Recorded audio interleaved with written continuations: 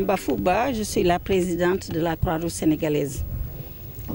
Aujourd'hui, nous sommes très heureux de recevoir la délégation de l'Union africaine conduite par son Excellence, Madame l'ambassadrice. Européenne. Nous sommes effectivement honorés de cette visite, qu'un partenaire décide de venir voir ce que la Croix-Rouge sénégalaise est en train de faire. Pour nous, c'est très important. Nous sommes, il faut que je le rappelle, dans un mouvement international. La Croix-Rouge sénégalaise est membre de la Fédération internationale des sociétés de Croix-Rouge et de Croissant-Rouge. Nous sommes 192 sociétés nationales dans le monde, couvertes par la fédération, ici représentée par M. Diallo. Et nous avons un bureau à Dakar qui couvre une dizaine de pays africains, dont les pays voisins comme la Mauritanie, le Niger, où vous avez sûrement entendu parler des mêmes méfaits des inondations dans ces principaux pays. L'Union européenne a participé de manière efficace et efficiente dans le fonds d'urgence des secours en cas de catastrophe, parce que la fédération dispose d'un fonds et en cas d'inondation, il fait un appel. Et l'appel a été entendu par l'Union européenne qui a donné un tiers du budget de ce fonds d'urgence. Nous saluons cet effort parce que cela a permis à la Croix-Rouge, vous avez vu les tentes ici, de manière pratique. C'est les volontaires de la Croix-Rouge qui ont installé ces tentes. C'est les volontaires qui font la sensibilisation dans le camp et en dehors du camp.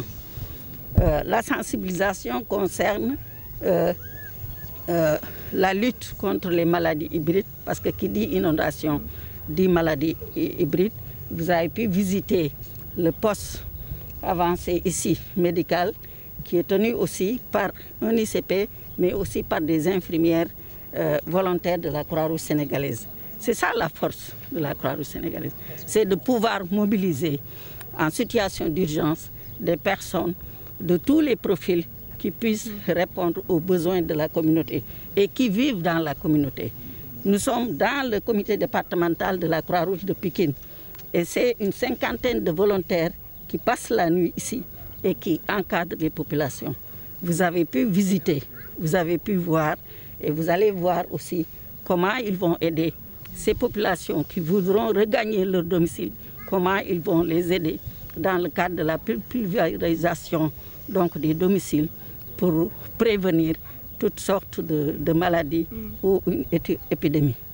Ma question, est-ce qu'au-delà de la prise en charge, peut-être ici au niveau du temps, dans les zones où certaines populations ne sont pas encore extirpées de l'eau, est-ce qu'il y a des actions qui seront menées quand même pour pouvoir prévenir certaines maladies qui commencent à les gagner? Oui, bien, en fait, j'ai dit tout à l'heure, vous êtes dans le comité départemental de la Croix-Rouge de Pikine. Et dans tous les départements de Dakar et dans le pays, nous sommes dans 45 départements. Et les volontaires sont à pied d'œuvre pour aider les populations à sortir de l'eau dans les zones inondées.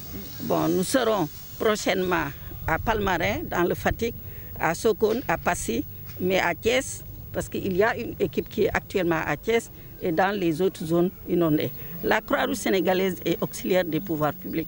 D'ailleurs, tout le mouvement, les membres du mouvement sont des auxiliaires des pouvoirs publics. Cela veut dire quoi?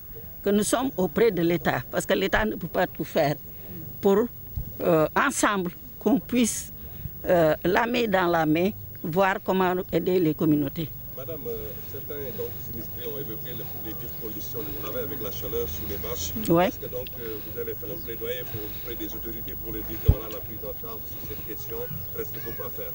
Oui, bon, en fait, quand je suis arrivée, parce que je suis arrivée ici avant tout le monde, avant même le président du comité départemental.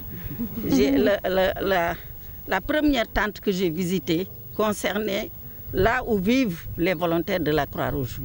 Ils sont sur des matelas en plastique, couverts de plastique, ils n'ont pas de drap. Donc vous voyez ce que cela fait. Et c'est des volontaires, ils ne sont pas payés. Ils se sont engagés pour aider leurs prochains. Et j'ai discuté avec l'adjoint au maire, avec le sous-préfet, avec même les services techniques de la Croix-Rouge pour leur dire qu'il faut au moins mettre dans des conditions assez correctes pour que ceux qui encadrent puissent bien encadrer. Et je pense que mon message est entendu. On est dans une situation d'urgence.